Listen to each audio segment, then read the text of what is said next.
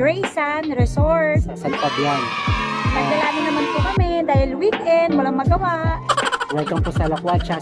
Samahan niyo po kami habang naglalakwatsa rito sa San Fabian. At makilangoy na rin po kayo sa amin. Dito kami sa Graysan Resort. Murang-mura lang. Sa halagang 150 pesos for 8 hours.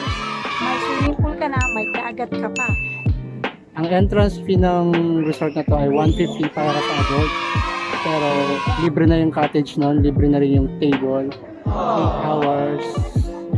Yes. 8 hours, kahit anong oras kayo dumating.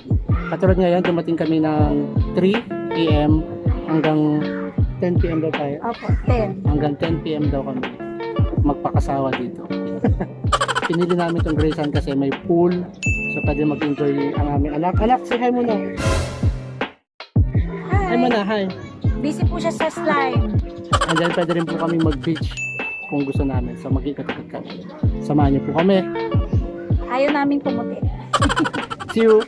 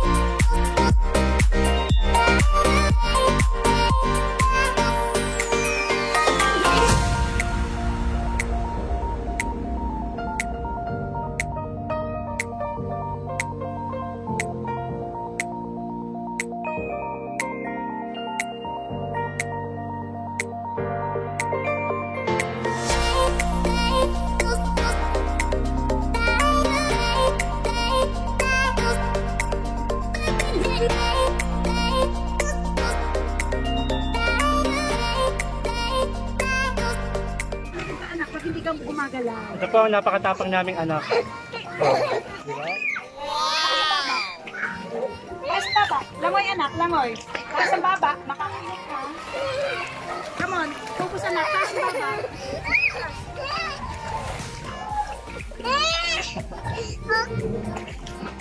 Kaya? Relax. Kaya. Kaya ba po? Kaya po. Yan, ayaw po niya magpahawak sa amin kasi kaya na raw po niya mag-isa. Masyadong independent.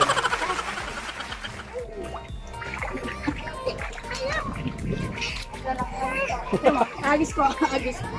Tingnan po ha. Agis ko po siya.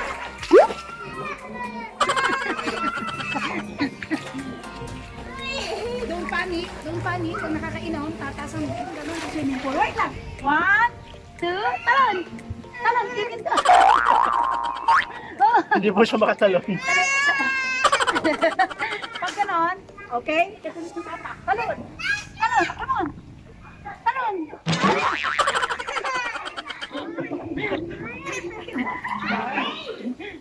Okay, tingin na kay mama.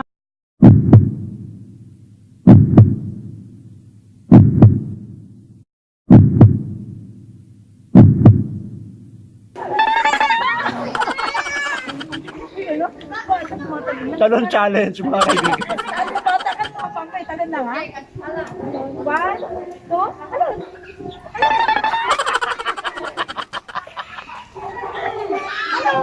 Come on, jump! Jump! You can do it! Go, baby, go!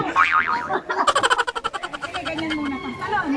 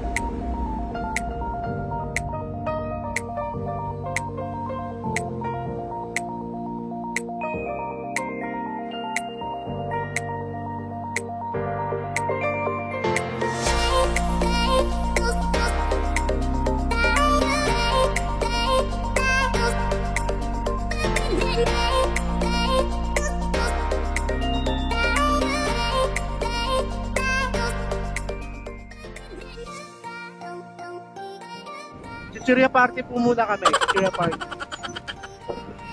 May fishball pa eh. Ayun o, fishball. Yun, lumabas po muna kami saglit. Break time. Na isipan mag-chichirya. Habang hinihintay po yung sunset. Eh, may nasipan po kami mga fishball. Mga tirador po kami ng fishballs.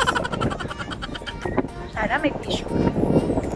Yun yung aking baby girl. Si Princess Faith.